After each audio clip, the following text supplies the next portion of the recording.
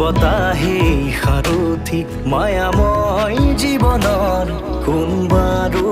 লগৰী নদীৰ কাষত বহি মনে মনে স্মৃতি বোৱাইছে